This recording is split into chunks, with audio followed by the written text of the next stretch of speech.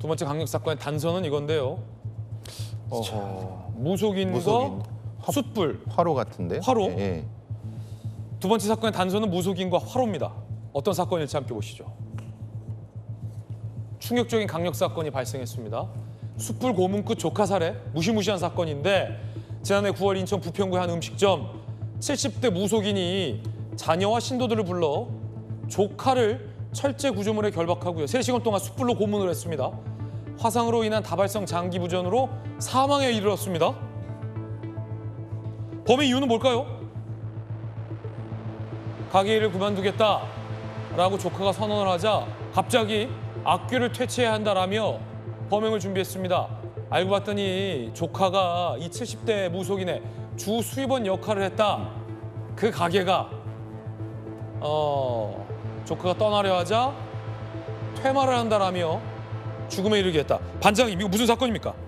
테마는 빌미 같고요. 네네. 보통의 이제 소규모 사이비 종교 집단에서 벌어지는 가스라이팅 후에 노동착취, 성착취가 벌어지고 있고 어허. 이건 노동착취인 것 같습니다. 왜냐하면 그 조카한테 일을 시켜서 그 수입원으로 집단을 유지하는 형태의 특정한 어떤 무속 집단 같습니다. 네. 뭐 무속인을 욕하는 건 아닌데 좀 이상하고 범죄적인 무속인이 존재하기 때문에 저 정상이 아니죠. 예. 그 과정에서 저런 가스라이팅을 하는 범죄자들의 특성이 눈에 보이고 자기 앞에 있는 수단을 많이 씁니다. 그러니까 이제 숯불로 하는 어떤 식당인데 저걸로 이제 고문을 하는 과정에서 뭐 자기는 이제 뭐 이거 악기를 퇴치한다, 퇴마를 한다 그러는데 그건 전적으로 이제 핑계일 뿐이고 네네. 자신의 말을 안 들으니까 그걸 이제 물리적으로 어떤 과정을 고문을 통해서 이걸 바꿔보려고 하는 일정도 역치가 올라가면 자신이 한 행위에 대해서 잘 이해를 못합니다. 가해자들이 예. 그 이해 못하기 때문에 그게 점점 더 올라갑니다. 범죄 전문가께서 보시기에 어떻습니까? 그러니까 이들은 아니 우리는 신앙인들이 네. 퇴마를 한 건데요? 라고 좀 주장한 거잖아요. 범죄 전문가께서 보시기에는 퇴마라는 것도 방법이라는 것이 있는 겁니다. 그걸 물리적으로 죽음에 이르거나 아니면 고통에 이르는 건 그거는 퇴마라고 볼 수가 없는 거죠. 예. 그것을 어떻게 퇴마라고 볼 수 있습니까? 물론 자기는 그렇게 주장할 수가 있습니다. 그런데 피해자는 그로 인해서 사망을 하거나 고통을 받는다고 하면 그거는 종교의 범죄에 들어갈 수가 없는 겁니다. 우리나라 형사사법 체계에서는 인정하지 않는다. 절대 인정할 수 없고 법적인 책임을 반드시 져야 되는 거고 특히 조카가 자신의 어떤 그 영역을 떠나려 할 때 그에 대한 분노를 그 조카한테 투영하는 건데 그걸 말리지 않은 가족들은 특히 이 가스라이팅의 범죄에 다 들어가 있는 겁니다. 묻게 만들고 고문하게 만들고 이렇게 하는 거죠. 네. 그거는 전적으로 이 집단의 이익을 위해서 하는 정신적 지배의 과정입니다. 법원은 어떻게 판단했을까요? 법원 판단입니다. 법원도 경악이에요. 1심 재판부 살해수법이 전례 찾기 어려울 정도로 잔혹하고 엽기적이다. 무기징역을 선고했어요. 공범 이 무속인의 자녀와 신도 4명, 징역 25년. 살인 방조 혐의 피해자의 친오빠 2명이요?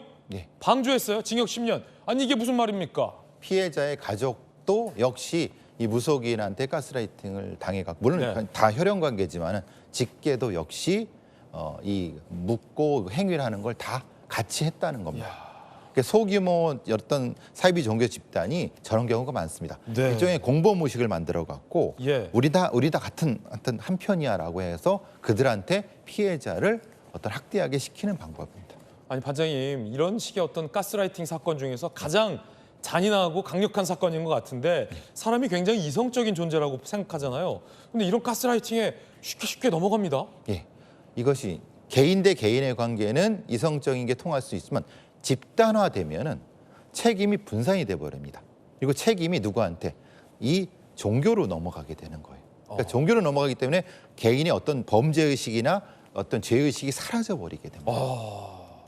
자, 지속적 가스라이팅이 있었다라는 겁니다. 검찰 조사 결과 이 무속인은 굿이나 공양으로 현실의 문제를 해결해야 한다라며 본인의 친인척과 자기들의 그 신도들이 있었네요. 그렇죠. 오랜 기간 가스라이팅을 했고 무속을 동원해 정신적 지배를 했다. 음식점 일을 시키는 등 이득을 취했다는 겁니다.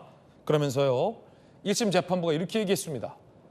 야, 급기야 이 사망한 조카의 부모가 이 자신의 딸의 사망보험금 대부분을 저 무속인의 생활비로 보냈다. 이거는 정신적 지배 아니면 설명이 잘 안 되는 거 아닙니까? 자기 딸이 죽었는데 그렇죠. 딸의 사망보험금을 가해자인 그 무속인에게 생활비로 보냈다? 그렇죠. 그거를 보니까 이게 사실은 이 사람한테 죄가 없지 않느냐라고 그 부모가 이렇게 해줬다는 겁니다. 일종의 탄원을 해줬다는 겁니다. 어허. 근데 법원은 절대 아니다. 왜냐하면 이것은 가스라이팅을 통해서 당한 어떤 과정이기 때문에 이거는 절대 감형 사유로 인정할 수 없다라고 법원에서 판단을 한 겁니다. 그렇군요. 가스라이팅이 이렇게나 무섭습니다.